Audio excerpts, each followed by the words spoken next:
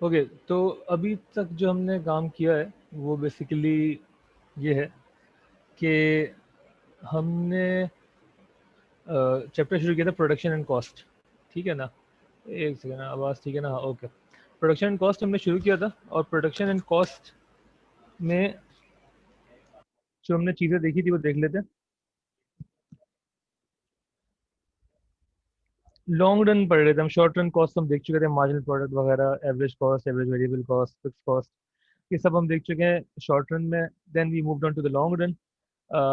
Long run में ये discussion है कि सबसे इंपॉर्टेंट चीज़, कोई फिक्स फैक्टर नहीं है, और फिक्स फैक्टर नहीं है तो कोई फिक्स कॉस्ट नहीं है, ऑल कॉस्ट आर वेरिएबल। फिर हमने कहा कि लॉन्ग रन में हम दो बातें करते हैं। वही we talk about the scale of production, जहाँ पे स्केल ऑफ प्रोडक्शन के अंदर हमने कहा कि कॉन्स्टेंट रिटर्न्स टू स्केल या डिक्रीजिंग रिटर्न्स टू स्केल या इंक्रीजिंग रिटर्न्स टू स्केल मिल सकते हैं। स्केलिंग द प्रोडक्शन की बात हो रही है, मतलब स्केलिंग द प्रोडक्शन से मुराद ये होता है कि एक तरीके से हम इंक्रीज कर रहे हैं इनपुट को, ताकि आउटपुट बढ़ जाए। इनपुट के बढ़ाने से आउटपुट कितना बढ़ेगा ये हमें बताएगा कि हमारी एवरेज कॉस्ट कांस्टेंट रहेगी, बढ़ती रहेगी या कम होगी। अगर इनपुट के बढ़ने से, इनपुट इंक्रीज किया आपने बाय 10% और आउटपुट भी बढ़ गया 10% से, तो हम बोलेंगे कांस्टेंट रिटर्न्स टू स्केल मिल रहे हैं। कांस्टेंट तब मिलते थे जब जिस प्रोपोर्शन से इनपुट को बढ़ाते थे, एग्जैक्टली सेम प्रोपोर्शन से आउटपुट बढ़ता था। डिक्रीजिंग रिटर्न्स टू स्केल की जो हमने बात की थी वो तब होती है जब इनपुट को हम बढ़ाएं ज़्यादा से और आउटपुट बढ़े कम से। प्रोपोर्शन का वर्ड यूज़ करना है आपने, ठीक है ना? इनपुट को हम बढ़ाएं सर्टेन प्रोपोर्शन से और आउटपुट बढ़े by less than that proportion. कोई भी एग्जांपल लिख सकते हैं।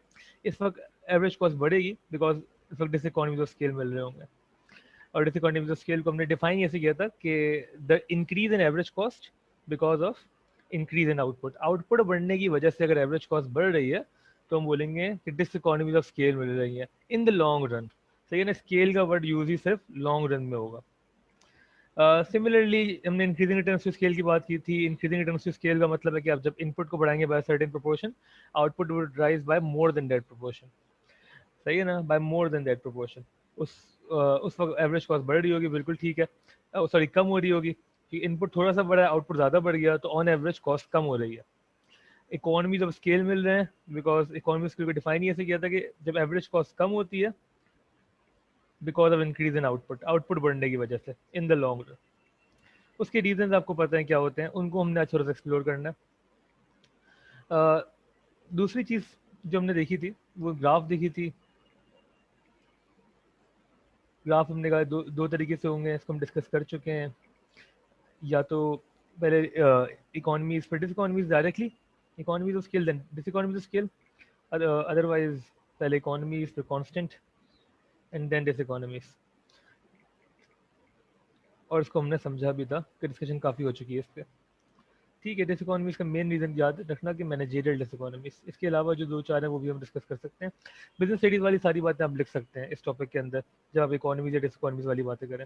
बस लॉन्ग रन को नहीं भूलेगा कि हम इकोनॉमिक्स में स्टैब्लिश कर देते हैं चीज़ को कि स्केल का वर्ड यूज ही लॉन्ग रन में होगा। ठीक हो गया? फाइनली हमने बात की थी choosing the input mix. Input mix में हमने अजम्पशन ये थी कि the firm is efficient. Efficient का मतलब ये था कि it will choose the least cost combination of input for any given level of output. जितना जो लीस्ट कॉस्ट कॉम्बिनेशन होगा उसको चूज करेगा। कॉम्बिनेशन से मुराद क्या है यहाँ पे कि हम कितना लेबर और कितना कैपिटल यूज करें, लेबर और कैपिटल का क्या कॉम्बिनेशन यूज करें to produce any given level of output. उसकी हमने एग्जांपल्स भी की थी, डिस्कशन की थी, और फाइनली इस कंक्लूजन में पहुंचे थे कि अगर आपको least cost combination of input choose करना है for any given level of output, तो you have to meet this condition. ये कंडीशन जब तक मीट नहीं होगी तब तक आप लीस्ट कॉस्ट कॉम्बिनेशन में नहीं पहुंचेंगे। This is similar to the equi marginal principle. ये यही कहता है कि marginal product per dollar spent, इसको मैं आगे अगर इसमें लिख दूं, on each unit, on each input या on each factor should be same. जब ये सेम होंगे उस वक्त आप बोलेंगे कि लीस्ट कॉस्ट कॉम्बिनेशन मिल गया। जब तक ये सेम नहीं है तब तक आपको फायदा है बाय स्विचिंग। सब्स्टिट्यूशन का फायदा तब तक है जब तक ये सेम नहीं है। ठीक है ना? जब तक ग्रेटर देन है या लेस देन है तो you will substitute labour for capital या कैपिटल फॉर लेबर, और उस वक्त आपकी एवरेज कॉस्ट कम हो रही होगी सब्स्टिट्यूशन की वजह से। हमने एग्जांपल की थी इसकी पूरी और आपने बोला था आपको समझ में आ चुकी है। कोई कंफ्यूजन है यहाँ तक तो पूछ लो, नहीं तो ओके लिख के भेज दो। कोई एग्जांपल में मसला, कोई डायग्राम में मसला। ये 2-3 पॉइंट्स जो लिखे थे ये समझ में आने चाहिए। The firm will keep substituting, ये मैंने जो लिखा ना, this is for the this example, ये एग्जांपल जो हमने बराबर में दी हुई है इसकी डिस्कशन है नीचे, ठीक है। तो लेकिन वो ऑब्वियसली आप किसी और एग्जांपल के लिए भी कर सकते हैं, थोड़ा बहुत आप वर्ड्स को चेंज कर देंगे depending on your own example, ठीक है। लेकिन इससे हमें पूरा कॉन्ट्रास्ट समझ में आ रहा है कि हो क्या रहा है फाइनली। ये आपने होपफुली कॉपी कर लिया था। इसमें कोई कन्फ्यूजन है कुछ भी है तो पूछ लें, जो मसले पूछ लें, हम ज़रा सा आगे बढ़ेंगे फिर। क्लियर है यहाँ तक तो ओके लिख के भेज दें।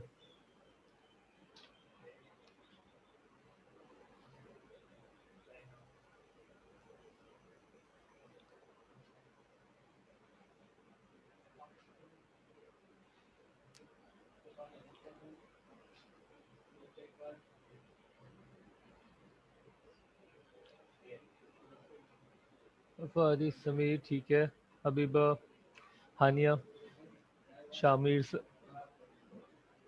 मनाहिल, ओके, ठीक,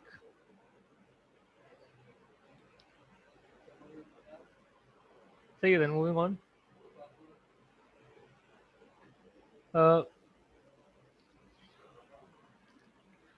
जो हमें आगे पढ़ना है that is the topic economies of scale. Economies of scale को हम फर्दर एक्सप्लोर करेंगे और इसी के साथ हम इसको लीड ऑन करेंगे हमारे नेक्स्ट टॉपिक पर। इकोनॉमी ऑफ स्केल मैं आपको बता चुका हूँ बार बार कि ये आपके बिजनेस स्टडीज़ में A2 AS में जो भी इन्वॉल्व है ना इकोनॉमी ऑफ स्केल में, वो वही आपने यूज़ करना है, सही है। वही बुक यूज़ कर लें, बिल्कुल ओके। जो एक्स्ट्रा चीज़ें हैं इकोनॉमिक्स में वो मैं आपको बताता हूँ कि हमें समझना क्या है। हमें पहले तो ये समझना है कि इकोनॉमी ऑफ स्केल जो है वो इंटरनल भी हो सकती है और एक्सटर्नल भी हो सकती है।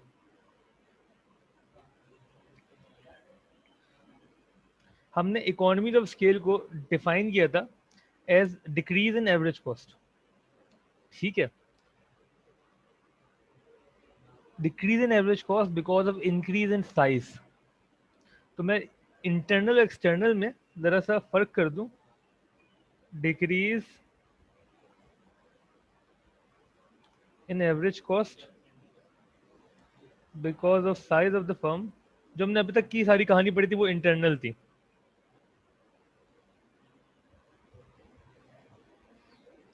इन द लॉन्ग रन, अच्छा, साइज ऑफ द फर्म बढ़ने का मतलब हमारे लिए क्या होता है? साइज ऑफ द फर्म बढ़ना क्या होता है कि आउटपुट बढ़ रहा है। साइज ऑफ द फर्म का मतलब लिख लें अपने पास कि इंक्रीज इन आउटपुट। तो बस मैं खुद ही लिख देता हूँ यार ताकि तुम लोग, size of the firm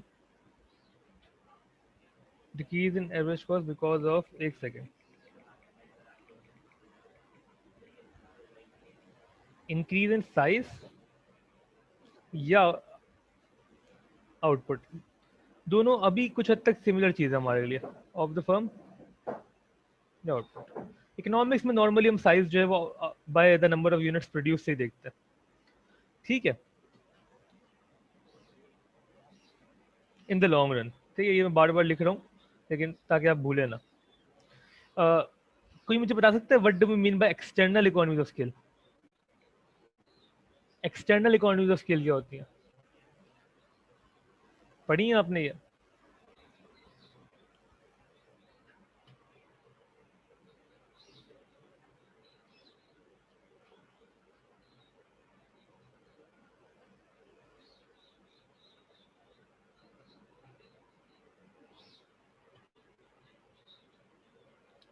ji, anyone? External economies of scale क्या होती है भाई? नाश्ता वाश्ता किया तुम लोगों ने? अभी उठ गए हो? हसन पढ़ा है इससे पहले होता क्या है external economies of scale? Shamir, Sameer, Haniya, नहीं पढ़ा तो एटलीस्ट ये बता तो नहीं पढ़ा यार, नहीं आता। लेकिन बोलो तो कुछ। नहीं आता सर। नहीं आता? कौन कह रहा है ये? अरीज? नहीं, अरीज, हसन, हानिया मैं बता रहा हूँ, बिल्कुल ठीक है। ओके, इससे पहले हमने बात की थी और होपफुली हमें पता है कि हम एएस में बहुत बार बात कर चुके हैं, but the difference between a firm and an industry, industry और फर्म में डिफरेंस होता है, ठीक है ना। ये जो एक्सटर्नल इकोनॉमीज हैं ये भी आपकी रिडक्शन इन एवरेज कॉस्ट ही है, ये डिक्रीज इन एवरेज कॉस्ट ही है, लेकिन average cost because of increase in the size of the industry, industry के साइज बड़े होने की वजह से, इंडस्ट्री का की एक्सपेंशन की वजह से आपको जो कॉस्ट रिडक्शन मिल रही हैं वो है external economies of scale. For example अगर हम बोलें यार कि जब ये उबर नई नई आई पाकिस्तान में, तो उनके लिए बहुत ज़्यादा कॉस्ट होती थी किसी ड्राइवर को समझाना कि उन्होंने उबर की एप्लीकेशन कैसे यूज़ करनी है, ठीक है। अच्छा, इंडस्ट्री और फर्म का डिफरेंस तो पता है ना, मैं ये इतना तो मैं अज्यूम कर रहा हूँ पता है। इंडस्ट्री और फर्म का डिफरेंस बता सकता है कोई जल्दी से? What is the difference between an industry and a firm, जल्दी से? ये अगर नहीं पता तो बहुत मुश्किल है फिर।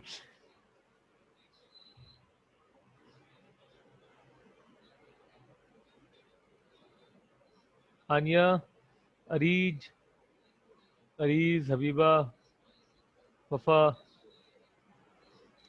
समीर, शामिर, हसन, बोलो यार क्या होती है इंडस्ट्री और फर्म में डिफरेंस, क्या होता है, ये हमें आना चाहिए।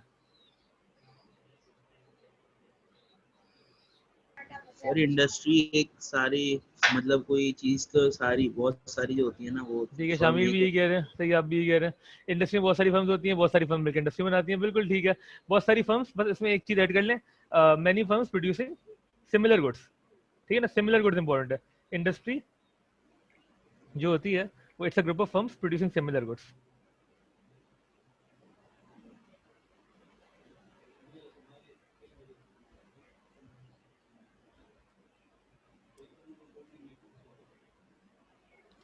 ठीक है ना,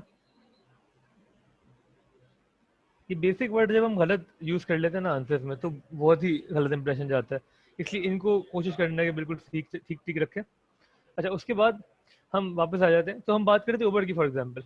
तो उबर अगर हम बोलें जब नया नया आया इस वक्त पाकिस्तान में, या कि जब कहीं भी यूके में, तो उसको टाइम स्पेंड करना पड़ रहा था, खासतौर पे उन जगहों पे जहाँ लोग ज़्यादातर टेक सेवी नहीं है और टेक्नोलॉजी से बड़ा मसला है, तो उनको टाइम स्पेंड करना करना पड़ रहा था लोगों को सिखाने के लिए कि how to use the application, खासतौर पर ड्राइवर्स को, और उनको बताने के लिए यार कि आपने मैप कैसे यूज़ करना है और सो ऑन, जो भी एप्लीकेशन के मसले हैं। उसकी बड़ी कॉस्ट थी, उन्होंने ट्रेनर्स रखे हुए थे लिटरली इस चीज़ के लिए, जिनके वीकली ट्रेनिंग होती थी सारे ड्राइवर्स की इनके, ठीक है। ये मसला था, एवरेज कॉस्ट ज़्यादा थी इस वजह से।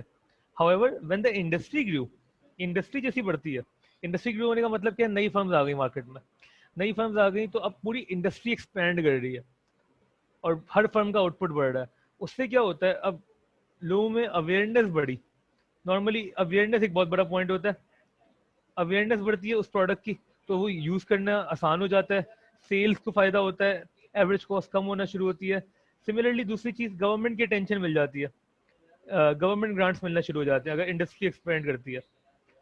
इंडस्ट्री एक्सपेंड करने की वजह से गवर्नमेंट ग्रांट्स नॉर्मली मिलते हैं, या अवेयरनेस का पॉइंट ऑफ व्यू, अवेयरनेस इस सेंस में कि अब जो, क्योंकि बहुत सारी फर्म्स आ गई हैं मार्केट में जो कि टैक्सी डिस्पैचर काम कर रही हैं, तो जनरली लोगों में इस चीज़ की अवेयरनेस बढ़ गई है, तो वो उनको इस पर ट्रेनिंग का खर्चा नहीं करना पड़ रहा। दूसरा ये कि कोई इंडस्ट्री का साइज जब बढ़ता है तो गवर्नमेंट के लिए वो थोड़ी इंपॉर्टेंट हो जाती है, इंपॉर्टेंट होती है तो गवर्नमेंट पूरी इंडस्ट्री को ग्रांट दे देती है, पूरी इंडस्ट्री के लिए टैक्सेस कम कर देती है या सब्सिडीज दे देती है, ठीक है। तो वो होती है external economy scale. Government grants में नॉर्मली आपकी जो प्रोडक्शन फैसिलिटीज हैं, जैसे कि गवर्नमेंट एक तरीके से जो कोरंगी इंडस्ट्रियल एरिया है, अच्छा वो इंडस्ट्री अलग है, सही है, उस इंडस्ट्री का मतलब फैक्ट्री है, ठीक है ना, वो जो हम लोग यूज करते हैं उस Korangi industrial area for example, that is a factory.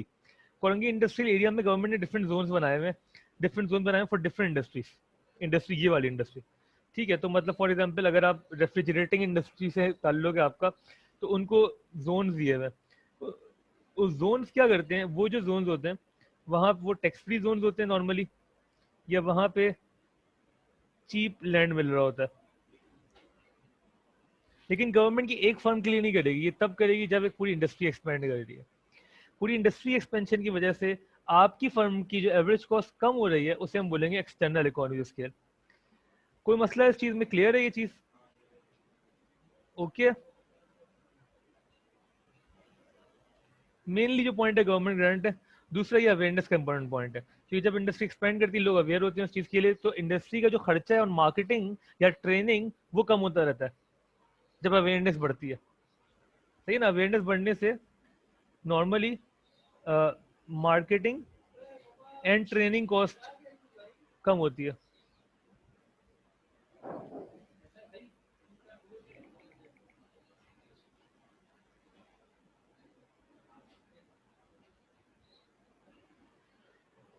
ठीक है यार इसको। हाँ, अच्छा मुझे बताओ ये चीज समझ में आ गई है? कोई कंफ्यूजन है पूछ लो, नहीं तो ओके लिख के भेज दो।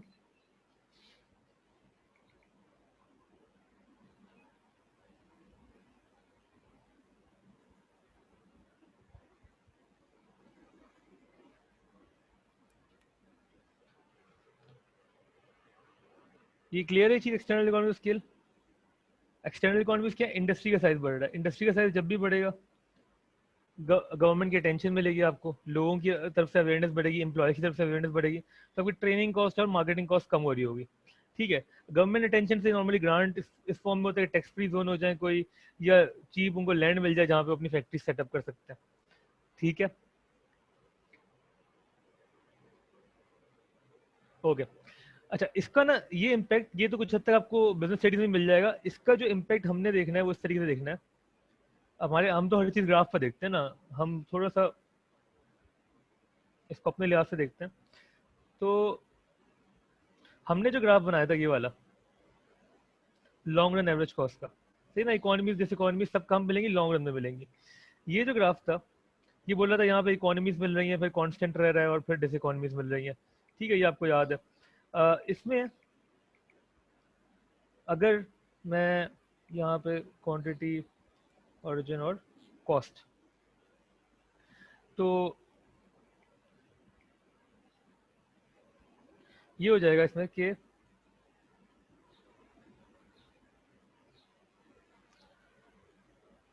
इनिशियली जो आपको इकोनॉमीज मिल रही थी, एवरेज कॉस्ट कम हो रही थी, इन इकोनॉमीज को हम सिर्फ इंटरनल इकोनॉमीज बोलेंगे। इनको जो है ये हम बोलेंगे इंटरनल इकोनॉमीज ऑफ स्केल। और ये ऊपर जो जा रही थी प्राइस एवरेज कॉस्ट, वो थी internal diseconomies of scale. ठीक है, मतलब कि जब आपको एक्सटर्नल इकोनॉमीज मिलेंगी तो एवरेज कॉस्ट की कमी हम कैसे दिखाएंगे? कोई बता सकता है? अब तो मेरे ख्याल से इतनी आपको, आप इकोनॉमिक्स की डायग्राम्स देख चुके हैं कि अभी आप खुद सोच के बता सकते हैं। जब ये इंटरनल इकोनॉमी ऑफ स्केल थी, एक्सटर्नल कैसे शो होगी इस डायग्राम के ऊपर?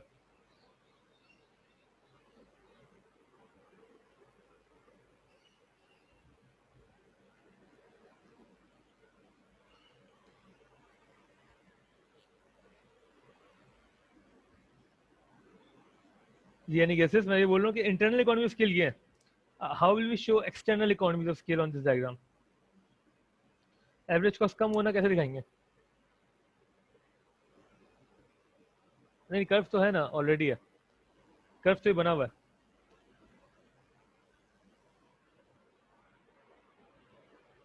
कर्व बना हुआ है। How will we show external diseconomies of scale या एक्सटर्नल इकोनॉमीज ऑफ स्केल? जी, सोचिए ना जरा, थोड़ा और इसको ना साफ सुथरा कर लेते हैं।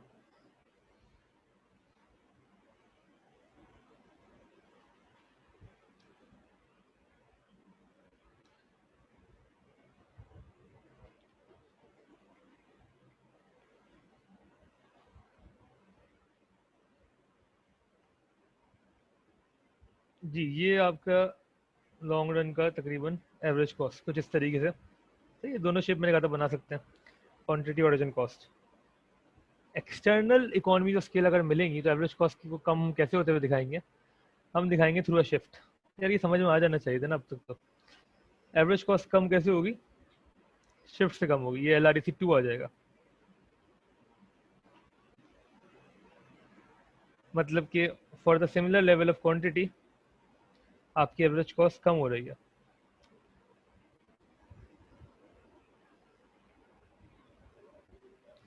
इसे हम कहेंगे, रीजन क्या है इसका, एक्सटर्नल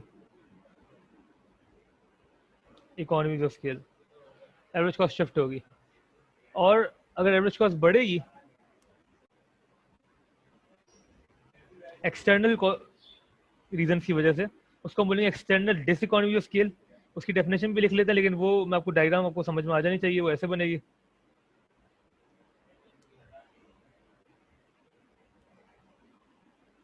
ब्लैक सी कर लेते हैं इसको, जो आपकी डायग्राम है जी।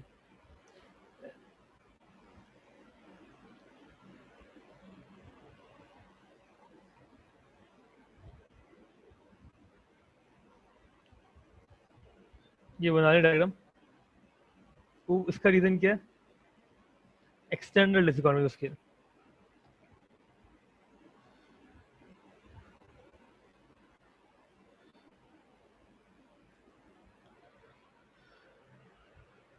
ठीक है ना, शिफ्ट हो जाएगा। अच्छा, एक्सटर्नल डिसइकोनॉमीज क्या होंगी, जिस तरह इकोनॉमी ऑफ स्केल को हमने इंटरनल एक्सटर्नल डिफाइन किए, उसी तरह अभी हम डिसइकोनॉमी ऑफ स्केल को इंटरनल एक्सटर्नल कर लेंगे।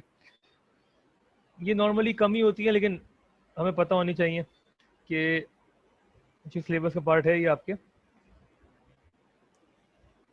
तो जो डिसइकोनॉमी ऑफ स्केल है, डिसइकोनॉमीज ऑफ स्केल, इनको भी we can divide further between internal and external. Internal वही रीजन है जो आप अभी तक कर चुके हैं,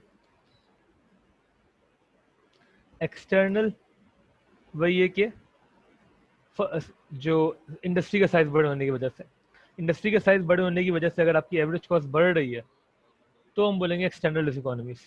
अच्छा, इसको मैं जरा बताता हूँ। ये एक्सटर्नल इकोनॉमी समझ में आ गई ना, अवेयरनेस और गवर्नमेंट ग्रांट्स मेनली। ठीक है, मार्केटिंग और ट्रेनिंग कॉस्ट कम होती है, क्योंकि ना गवर्नमेंट ग्रांट से ना एक चीज़ आप और लिख दें अगर, फ़ायदा ये भी हो जाता है कि कभी कभार ना जो आपकी ट्रेनिंग है ना, वो स्पेशलाइज ट्रेनिंग इंस्टीट्यूट्स बन जाते हैं उस इंडस्ट्री के लिए। तो भाई ये आपकी ट्रेनिंग कॉस्ट ही कम हो रही है, ऊपर हमने जो लिखा है वही है। लेकिन बस ये समझाने के लिए कभी कभार ना गवर्नमेंट क्या करती है, स्पेशलाइज ट्रेनिंग इंस्टीट्यूट बना देती है उस इंडस्ट्री की पर्टिकुलर प्रोफेशन के लिए। फॉर एग्जाम्पल फ्रीलांसिंग की इंडस्ट्री जो है बहुत ज़्यादा बूम पे है, फ्रीलांसिंग बूम कर रही है, तो फ्रीलांसिंग सिखाने के लिए गवर्नमेंट ने जोन्स बना दिए। तो जो फ्रीलांसिंग की कंपनीज पाकिस्तान में सेटअप है, उनको फ़ायदा ये हो रहा है कि यार हमें एम्प्लॉयज़ मिल रहे हैं जो कि ऑलरेडी ट्रेंड है थ्रू द गवर्नमेंट। ठीक है, तो उससे फ़ायदा ये होता है, ट्रेनिंग कॉस्ट कम हो रही है, एवरेज कॉस्ट कम होगी इवेंचुअली। इंटरनल एक्सटर्नल में जो एक फ़र्क है वो ये भी आप बता दें कि ये इंटरनल में no role of the firm है, सॉरी एक्सटर्नल में फर्म का अपना रोल कोई नहीं है। ये हम बोलेंगे कि इसको एक काम करें कि बेहतर इसके लिए होगा कि इंटरनल में आप फाइनली बोलें solely depends on the firms decisions, और एक्सटर्नल जो है डिपेंड्स ऑन द इंडस्ट्री। तो जो फर्म का अपना इसमें इनपुट है वो बहुत लिमिटेड है। ठीक है, शिफ्ट इस वजह से आएगा। डिसइकोनॉमीज भी इंटरनल एक्सटर्नल बिल्कुल वही है। ये जो यहाँ पे मैनेजेरियल जैसे हमने लिखी थी, इसकी डेफिनेशन भी यही होगी। डिसइकोनॉमीज इंटरनल क्या होंगी कि आपके साइज या आउटपुट बढ़ने की वजह से जो एवरेज कॉस्ट में इंक्रीज आ रहा है वो इंटरनल इकोनॉमीज है। Increase in average cost because of increase in output. यहाँ पे increase in average cost because of increase in output of the industry. Industry का आउटपुट बढ़ रहा है, यहाँ पे आउटपुट बढ़ रहा था फर्म का, क्यू आई कर दिया इसको सिर्फ समझाने के लिए। ठीक है ना, होपफुली समझ में आ रहा है। कोई कंफ्यूजन है पूछ लें।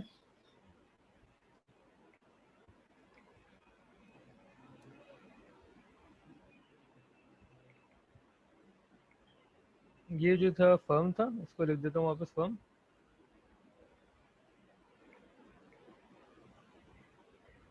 और ये था इंडस्ट्री।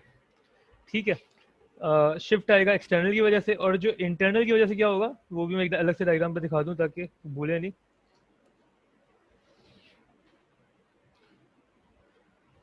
तो अगर ये हमारा लॉन्ग रन एवरेज कॉस्ट है, इसमें इंटरनल की वजह से मूवमेंट आ रही है, इंटरनल इकोनॉमी ऑफ स्केल या इंटरनल डिसइकोनॉमी ऑफ स्केल। ठीक है, या तो इसको उसी डायग्राम के नीचे बना दे। सही, कोई कंफ्यूजन है पूछ लो, नहीं तो ओके लिख के भेज दो। सारी समझ में आ गई चीजें? कोई कंफ्यूजन है पूछ ले, नहीं तो ओके लिख के भेज दे।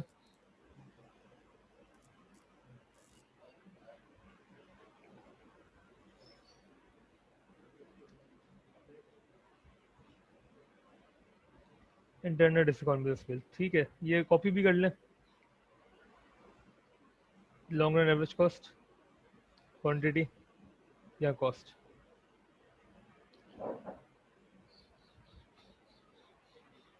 आसान टॉपिक है relatively.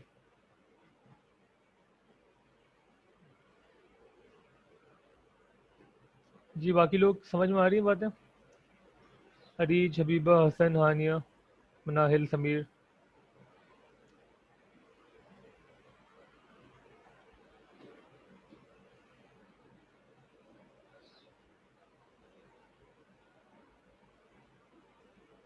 Okay Hasan, okay Sameer, ठीक है, सही है। आओ, हमने यार यहीं तक पढ़ना है बस, ज़्यादा नहीं पढ़ना। नेक्स्ट जो टॉपिक है हमारा वो है साइज ऑफ द फर्म, उसी को हमने लेके चलना है, इसी से कनेक्ट करेंगे। साइज ऑफ द फर्म के बाद will move on to market structure इंशाल्लाह, देखते हैं। होपफुली कॉलेज खुलेगा तब तक तो बहुत अच्छा है। जितना हमने कर लिया है इसको रिवाइज कर लें, समझ लें, बाकी नेक्स्ट क्लास में मिलते हैं। ठीक है, अल्लाह हाफ़िज़।